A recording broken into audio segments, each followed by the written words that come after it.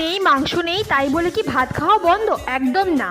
বেলায় মা একটা কথা বলতেন, সয়াবিনও কিন্তু গরিবের মাংস। এখন শুনে হাসতাম, কিন্তু কথাটা একদম মিথ্যে ছিল না। সজনে ডাঁটা, আলু, সয়াবিন এবং স্বাদ বাড়ানোর জন্য একটা ডিম ভেঙে আর একটা ডিম গোটা সিদ্ধ রেখে যদি ঝোলে দেওয়া যায়, আহা কি যে গন্ধ! আচ্ছা, তোমরা ডিম সিদ্ধ না ডিম ভেজে যদি ঝোলে দেওয়া হয় সেটা বেশি তোমাদের ভালো লাগে? আমার কিন্তু ডিম ভেজে ঝোলে দিলে খুব ভালো লাগে খেতে। কেন, এই রান্নার সবচেয়ে বড় মজা কি? বেশি কিছু মশলা লাগে না, বাড়িতে যা আছে তাই দিয়েই রান্না করা যায়। আচ্ছা, তোমাদেরকেও ছোটবেলায় কি সোয়াবিনকে মাংস বলে খাওয়ানো হতো? কমেন্ট করে জানাতে ভুলো না কিন্তু।